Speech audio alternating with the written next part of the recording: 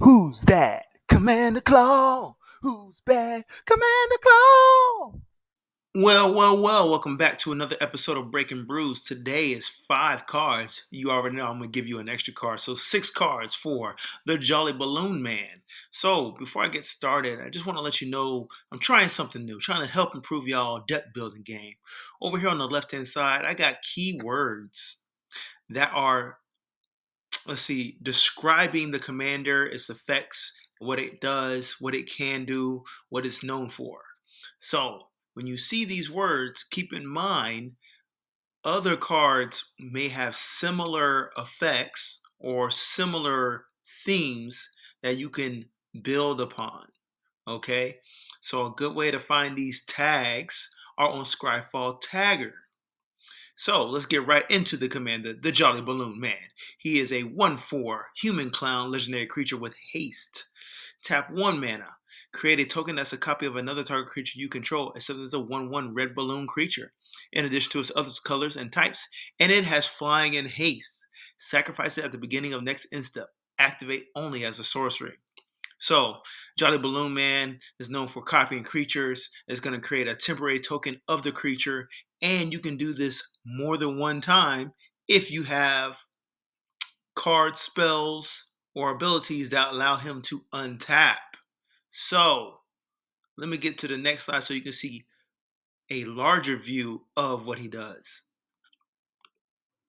So the reason why I wanted to show you a larger view because at the very end it says activate only as a sorcery.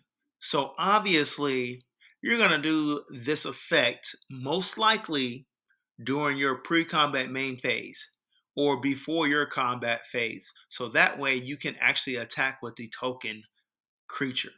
So your token creature will be evasive. It's going to be able to fly. It's going to have haste, giving you advantage for combat. So we're looking for combat synergies, attack synergies, copy synergies, all the sorts when we're adding to this commander. But what are some good creatures you should copy?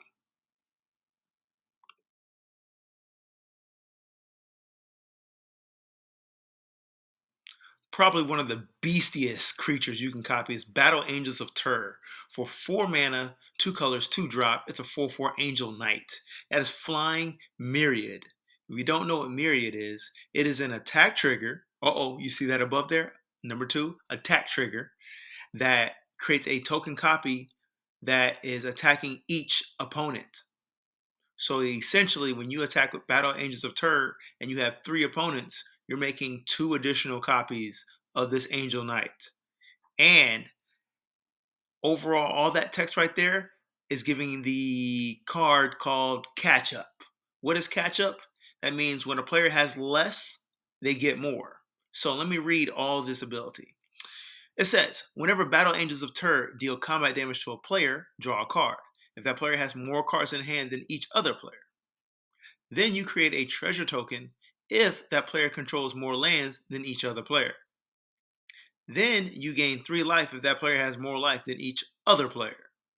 So essentially, you are card drawing, mana ramping, and gaining life off a 4 mana creature that creates 2 additional copies of itself upon attacking.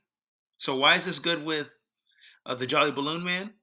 Obviously, you're going to copy the real Battle Angels of Tur, and you're going to attack with both of them. So that means you are creating a total of 4 additional Angel Knights. So you will have 6 flying attacking Angel Knights. And that's the opportunity to mana ramp, card draw, and gain that much life. That is disgusting. Next up, we got Coastline Mauraders for 3 mana. Super economical on your mana curve. It is an 0/3 human pirate. It has trample. Okay, whenever Coastline Marauders attack, it gets +1/+0 until end of turn for each land defending player controls. Then it has Encore. Tap 6 mana. Exile this card from your graveyard. For each opponent, create a token copy that attacks that opponent this turn. If able, they gain haste. Sacrifice them at the beginning of next end step. Activate only as a sorcery. So, your Coastline Marauder here can come back from the graveyard. It pretty much has the myriad effect from the graveyard, which is Encore. Oh, you like how I set that up? Yeah. And let's say your opponent has 7 lands. You are attacking with a 7/3 trample creature for 3 mana. And if you do the Encore for 6 mana, you got 3 7/3s creatures. Yeah, this is a very good card for 3 mana. So one thing I like to tell people, if you're playing Boros, you got to keep the CMC low. Mana curve's got to be low because the game is not going to last long. You're going to run out of steam. I like Boros a lot. Trust me. Mid game is like the latest you will go playing that color scheme. Okay, so this is a new card here. What set is it? Y'all let me know in the comments below. Um, yeah, so you're going to be able to burn players with this Agitate Instigator. You get the copy itself. It has the impact effect. Impact effect is pretty much impact tremors. So whenever a creature enters the battlefield, you deal 1 damage. Then it also has creature fall. So whenever you play a creature, you give the creature an ETB effect.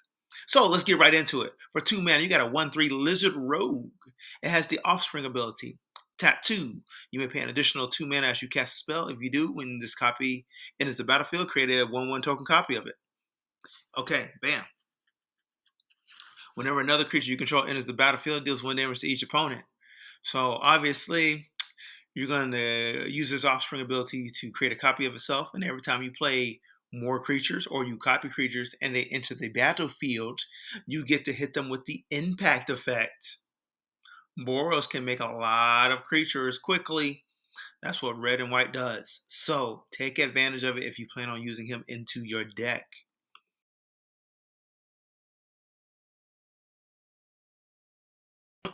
Okay, we got Inspiring Leader. It's an enchantment background for 3 mana.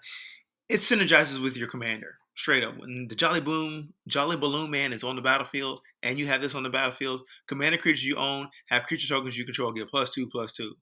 So those 1/1 flying haste balloons become 3/3 flying haste balloons. That's better, right? And this is also a Dungeons and Dragons mechanic where the background enchantments highlights the commander. Great card, beefing up your creature tokens that you're trying to make. No brainer here. Okay, now this is probably my favorite card that I'm recommending for you. Agrus Cost, Eternal Soldier. It is a 3/4 body spirit soldier. It has vigilance. So when Agrus Cost, Eternal Soldier becomes the target of an ability that targets only it, you may pay an additional 2 colors, 2 mana, 1 colorless and Boros. If you do, copy that ability for each creature you control that ability could target.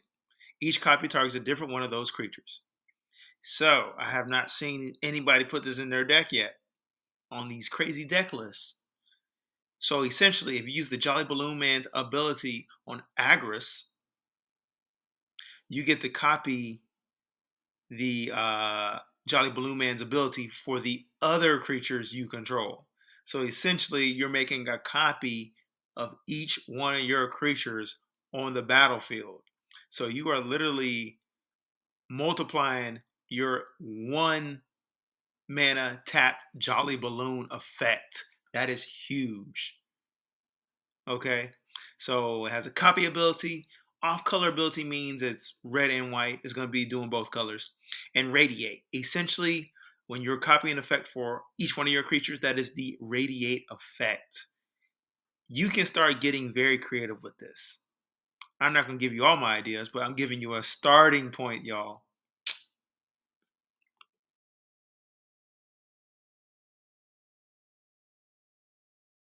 Okay, I know I said late game.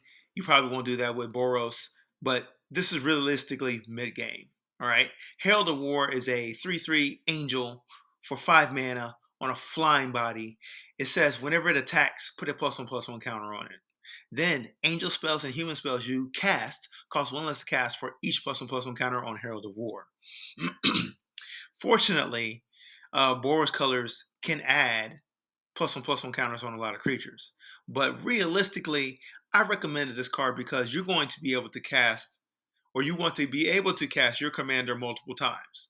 So if you have this big angel on the board and you cast your commander again, you're not paying the commander tax. And on that mana curve, you got to play a 5 CMC creature that's pretty beefy in the sky. It's evasive.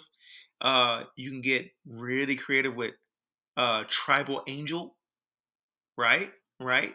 Because if you can multiply or copy an angel out here, they have pretty devastating abilities. They're evasive, they have +1/+1, whatever, flying, first strike, all that craziness. So the Jolly Balloon Man actually makes them pretty nasty. But yeah, if you just want to cast a regular of it, why not lower the CMC of it? That's why this card is very good in my mind. It's really one of those cards that keep pace mid game, allows you to cast your commander once again because it is a human clown. All right, human clown. Okay, once again, I'm riding this humans theme. Riders of the Mark for 7 mana. It's a human knight, 7/4 body. It says the spell costs 1 less to cast for each human you control. Okay. Trample haste. Woo! Okay. At the beginning of your end step, if riders on the mark attack this turn, return it to its owner's hand. If you do, create a number of 1/1 white human soldier creature tokens equal to its toughness.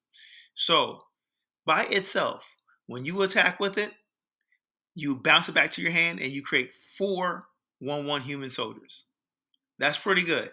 That's great for boros. Then imagine if you have your inspiring leader enchantment, those creature tokens get +2/+2. So you're making 3/3s.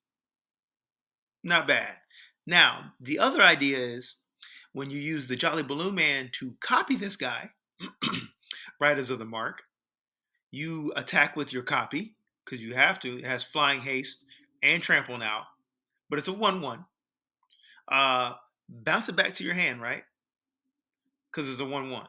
But if you have the inspiring leader out, it's a 3/3. Now you can create 3 human soldier tokens. So essentially, you're making your board state wide after each self bounce at the end of your end step. Red does this a lot. They let you, there's creatures that are self-bouncing at the beginning of your end step. And that can be to your advantage. You just got to be able to use it wisely. So therefore, it kind of allows you to have another ETB trigger. So what essentially are you doing here? You're literally creating a wider board state with this creature and lowering the CMC of this cost.